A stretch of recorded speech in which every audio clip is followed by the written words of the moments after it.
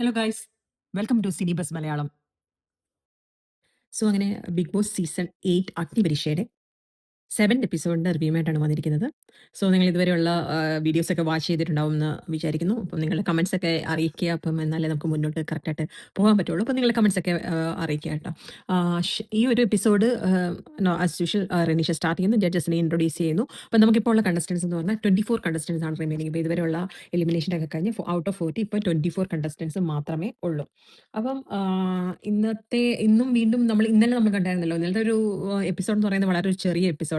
ഇന്ന് പിന്നെയും കുറച്ചും കൂടെ ഉണ്ടായിരുന്നു. ഇന്ന് ടാസ്ക് ഒക്കെ അത്യാവശ്യം ഉണ്ടായിരുന്നു. ഇന്നലെ ടാസ്ക് ഒന്നുമില്ല. ജസ്റ്റ് മാസ്ക് ഓഫ് എന്ന് പറഞ്ഞ ആ ഒരു സെഗ്മെന്റ് മാത്രമേ ഉണ്ടായിരുന്നുള്ളൂ. ആ സെയിം ഇത് തന്നെ മാസ്ക് ഓഫിന്റെ ബാക്കി ഇന്നും ഉണ്ട്.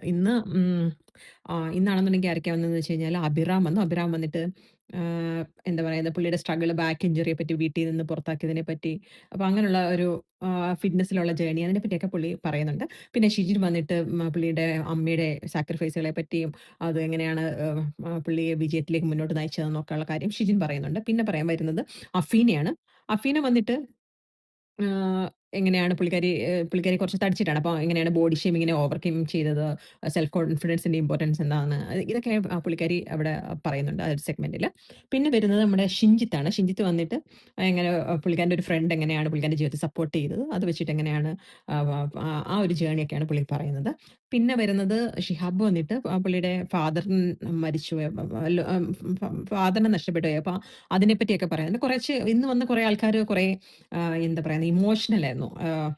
പിന്നെ അളകനന്ദയും വരുന്നുണ്ട് കേട്ടോ. അളകനന്ദ പുള്ളിക്കാരിയുടെ അമ്മയുടെ ഹാർഷിപ്പ്, അതുപോലെ ഈ എന്താ അമ്മയച്ഛനും ലവ് മാരേജ് ആയിരുന്നു. അപ്പോൾ അത് കാരണം കാസ്റ്റിൻ്റെതായ കാരണം ഉണ്ടാവുന്ന ചാലഞ്ചസ് ഒരു ഓർത്തഡോക്സ് ഫാമിലി എങ്ങനെ പുള്ളിക്കാരി ഫേസ് ചെയ്തിട്ടുള്ള കാര്യങ്ങളെ പറ്റിയൊക്കെ പറയുന്നുണ്ട്. പൊതുവെ എനിക്ക് ഒരു സെഷനോട് ഞാൻ ഇന്നലെ തന്നെ റിവ്യൂ പറഞ്ഞായിരുന്നു. ഈ ഒരു സെഷനോട് എനിക്ക് പൊതുവെ താല്പര്യമില്ല. മെയിൻ ഷോയിൽ ഇത് താല്പര്യമില്ലാത്തൊരു സെഷനാണ്. ചുമ്മാ കുറച്ച് ഇമോഷണൽ കഥകൾ, ഓക്കെ, ഓരോരുത്തർക്കും അവരുടെ ജീവിതത്തിൻ്റെ കഥകൾ വലുതാണ്. പക്ഷേ നമ്മളത് ഇവിടെ വരുമ്പോൾ ഇതിനകത്തിൽ എത്ര എത്ര കാര്യങ്ങൾ ശരിയായിട്ടുള്ളതാണ്, എത്ര കാര്യങ്ങൾ ഫേക്കാണെന്നൊന്നും നമുക്ക് പറയാൻ പറ്റില്ല. ഇവർക്ക് വേണമെന്നുണ്ടെങ്കിൽ പല കാര്യങ്ങളും ഉണ്ടാക്കി പറയാം. നമുക്ക് ആർക്ക് അത് വില കുറച്ച് കാണുന്നില്ല. പക്ഷെ ഇതിനകത്തിൽ ജെനുവിനായിട്ട് പറയുന്ന ആൾക്കാരും ഉണ്ടാവും, ഫേക്കായിട്ട് പറയുന്ന ആൾക്കാരും ഉണ്ട്. നമ്മളിത് പ്രീവിയസ് ബിഗ് ബോസ് സീസണിലൊക്കെ നമ്മൾ കണ്ടിട്ടുള്ള ഈ ഒരു സെഗ്മെന്റ് വരുമ്പോൾ പലരും പറയുന്ന കഥകൾ, പിന്നെ നമ്മുടെ പൂക്കട്ടകാവടി കഥകളൊക്കെ ഓർമ്മയില്ലേ.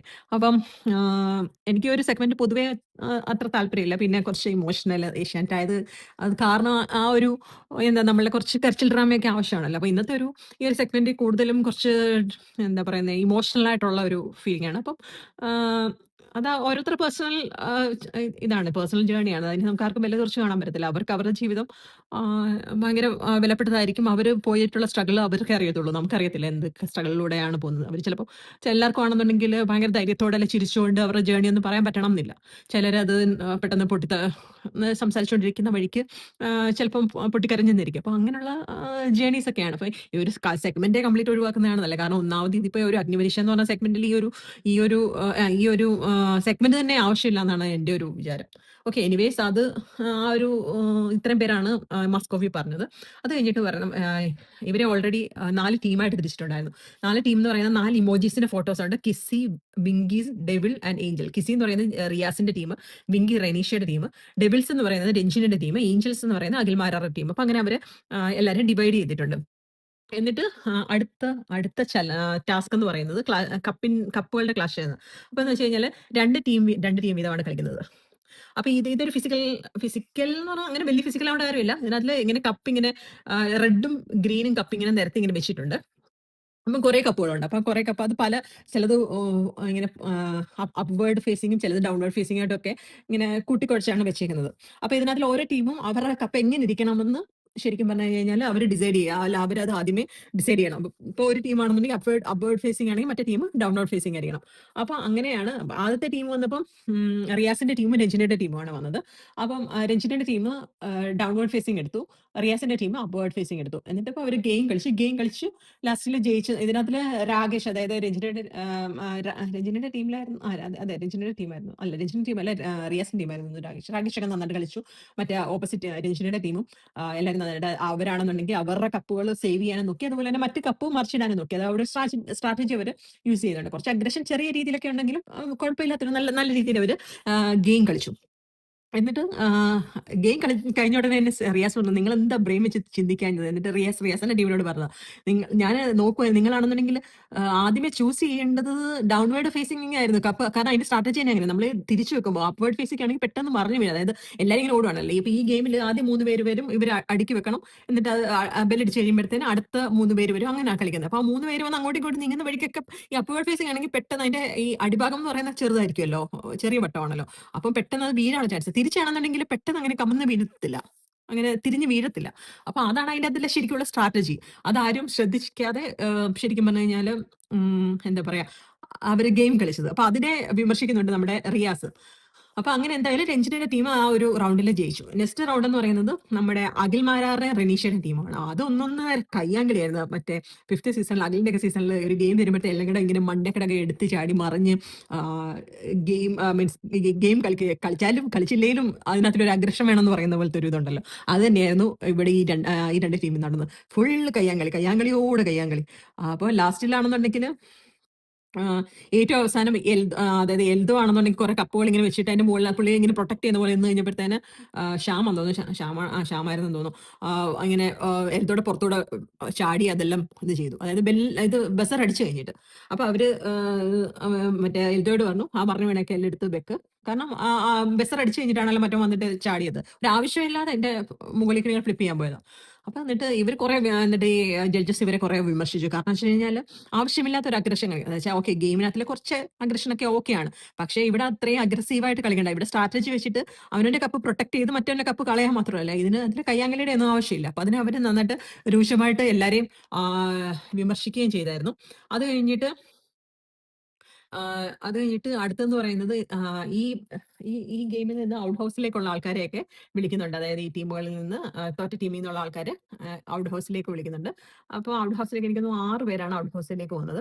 ഈ ഔട്ട് ഹൗസിൽ നിന്നുള്ള ആൾക്കാരാണ് എലിമിനേഷനിലോട്ട് പോകുന്നത്. അപ്പൊ എലിമിനേഷനിലേക്ക് പോകുന്നെന്ന് പറയുന്നത് അതുപോലെ തന്നെ ഇൻഫിനിറ്റി പെൻഡന്റ് കിട്ടിയ 2 ആൾക്കാരെന്ന് പറഞ്ഞാൽ രാകേഷും എൽദോയാണ്. ഇവർക്ക് രണ്ടുപേർക്കുമാണ് ഇൻഫിനിറ്റി പെൻഡന്റ് കിട്ടിയത്. അതുപോലെ തന്നെ കഴിഞ്ഞ എപ്പിസോഡിൽ ഇൻഫിനിറ്റി പെൻഡന്റ് ഉണ്ടായിരുന്നു. കാരണം അവർ ഓൾറെഡി എന്താ ഇമ്മ്യൂൺ ആണ്. അപ്പൊ അത് കാരണം അവരുടെ കയ്യിൽ നിന്ന് ഇൻഫിനിറ്റി പെൻഡന്റ് തിരിച്ചു വാങ്ങുകയും ചെയ്യുന്നുണ്ട്. എന്നിട്ട് പുതുതായിട്ട് കിട്ടിയത് രാകേഷിനും എൽദോയ്ക്കും ഇൻഫിനിറ്റി പെൻഡന്റ് കിട്ടുന്നുണ്ട്. അതുപോലെ തന്നെ അത് കഴിഞ്ഞിട്ട് ഈ 6 കണ്ടസ്റ്റന്റ്സ് ഇപ്പോൾ ഔട്ട് ഹൗസിലുണ്ട്. അപ്പം ഇവരെ ജഡ്ജസ് തന്നെ പറയുന്നുണ്ട്, ഇവര് ഈ ഒറ്റൊരു പെർഫോമൻസും കൊണ്ട് മാത്രമല്ല ഇവരെ ഔട്ട് ഹൗസിലേക്ക് വിടുന്നത്. അവർ ഓവറോൾ ഉള്ള പെർഫോമൻസും കൂടെ, അതായത് ഇതുവരെയുള്ള പെർഫോമൻസും കൂടെ അവർ കൺസിഡർ ചെയ്യുന്നുണ്ട്. ജസ്റ്റ് ഒരു പർട്ടിക്കുലർ ടാസ്കിന്റെ ബേസിലൊന്നുമല്ല ഇവർ വിടുന്നത്.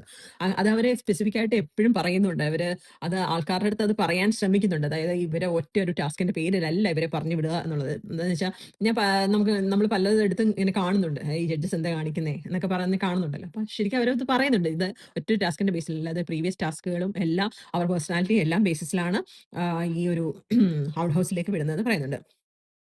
അപ്പൊ ഈ ഔട്ട് ഹൗസിലുള്ള ഈ 6 പേർക്കും ഒരു ഫൈനൽ ചാൻസ് കൊണ്ട് ഇവർ കൊടുക്കുന്നുണ്ട്. ഒരു ഡിബേറ്റ് എന്ന് പറയുന്നത്. അത് പക്ഷേ ഡിബേറ്റ് നമ്മള് രണ്ടുപേരെ വിളിച്ചിട്ട് അങ്ങോട്ടും ഇങ്ങോട്ടും ഡിബേറ്റ് ചെയ്യാം. പക്ഷെ അതൊരു എന്താ പറയാ, കുഴപ്പമില്ലെന്ന് പറയുന്നത്. അത്ര വലിയൊരു ഔട്ട്സ്റ്റാൻഡിംഗ് ആയിട്ടുള്ള പെർഫോമൻസ് ഒന്നും ആരെയൊന്നും ഉണ്ടായിരുന്നില്ല. അപ്പം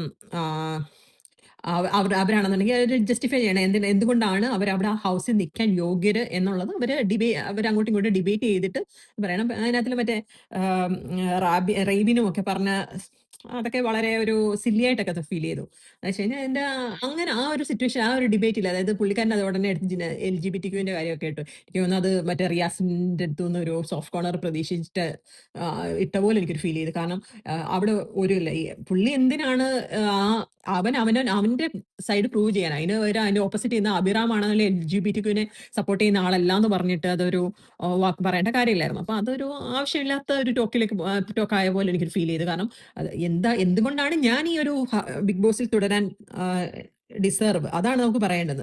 പക്ഷെ അങ്ങനെയുള്ള ഒരു ഡിബേറ്റ് അല്ലായിരുന്നു. എന്നിട്ട് ലാസ്റ്റില് ഇവരുടെ ഡിബേറ്റിന്റെ വെച്ചിട്ട് ആദ്യം നമ്മളുടെ യാ അപർണേനെ വിടുന്നു. പിന്നെ നയന പോയി, റൈവിൻ പോയി, അഭിറാം. അങ്ങനെ 4 പേരാണ് എലിമിനേറ്റ് ആയി ഇന്നത്തെ എപ്പിസോഡിൽ. അപ്പം പെട്ടെന്ന് നമ്മളിപ്പോൾ എല്ലാ എപ്പിസോഡിലും 4 പേര് വീതം എലിമിനേറ്റ് ആയി പോകുന്നുണ്ട്. അപ്പം ബാക്കി ഇനിയിപ്പം എന്താ പറയുന്നത്, ഇനിയിപ്പം 20 കണ്ടസ്റ്റന്റ്സ് ആണ് ഗോയിങ് ഫോർവേഡ്. അപ്പൊ ഇനി ചിലപ്പം ഗെയിംസ് ഒക്കെ കുറച്ചും കൂടെ കടുക്കും എന്ന് വിചാരിക്കുന്നു.